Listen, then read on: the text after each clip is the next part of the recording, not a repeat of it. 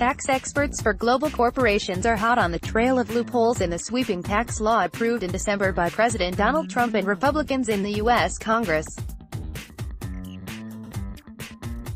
Barely 5 months since it took effect, the law is already yielding potential tax dodge gimmicks, from revising cross-border payments to substituting bank loans for internal debt.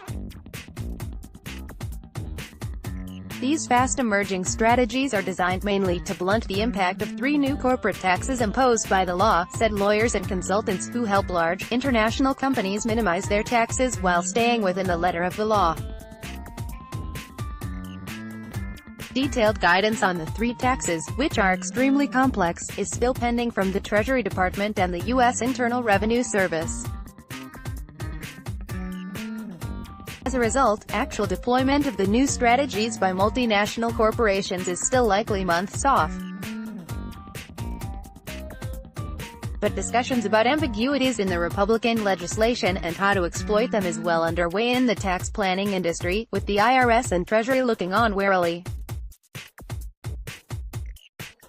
At a recent Washington conference, panelists from the law firm of Kaplan,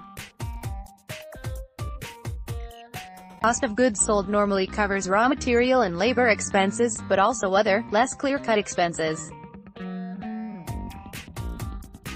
Importantly for tax planners, COGS is exempt from BEAT, under the new tax law. So putting more expenses into COGS could reduce BEAT exposure. There are a lot of different opportunities for restructuring or changing who does what to improve your posture on cost of goods sold for BEAT purposes, said Elizabeth Stevens, an associate at Kaplan. I'm sure the IRS will be auditing BEAT computations. IRS officials on the panel focused their remarks on the rules for cost of goods sold and legal precedents governing it. An IRS spokesman said the Federal Tax Collection Agency had no comment for this story. New York University School of Law professor Daniel Chavarro, a noted tax law expert, said the COGS exception to BEAT is certainly going to be a central tax planning focus. BEAT, GILTI, FDII-BEAT is one of 3 new taxes imposed on multinational corporations by the Republican law. The second is known as GILTI, which taxes global intangible low-taxed income.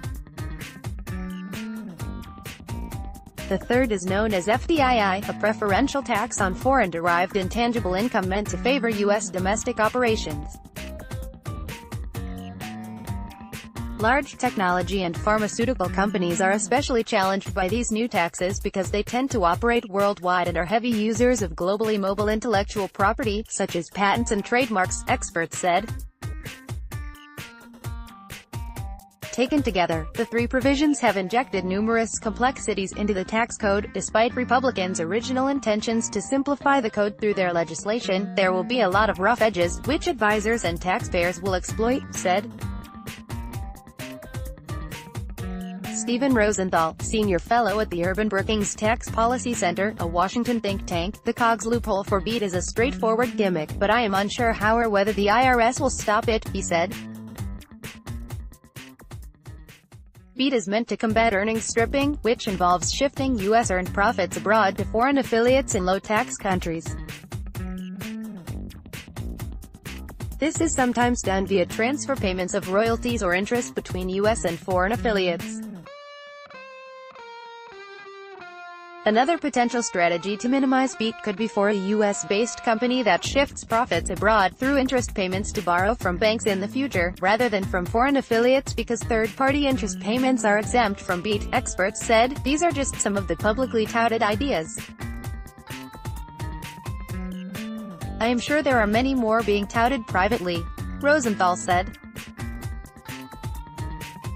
Corporations are holding back from putting strategies like these into practice partly because of uncertainty about the details of the new law, as well as its political durability. On Thursday, 49 organizations including labor unions and public interest groups released a letter urging members of Congress to back proposed Democratic legislation that would subject foreign income to the domestic corporate tax rate to prevent the shifting of U.S. profits offshore. Such a step would undo a key component of the Republican law. In months ahead, Treasury and the IRS will issue guidance on implementing the new law.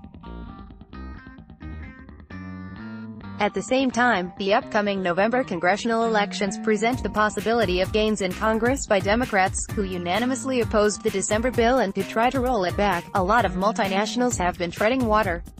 I have yet to see many multinationals take action, said Ernesto Perez, managing director for tax consulting firm Alvarez. Published in Daily Times, May 26, 2018.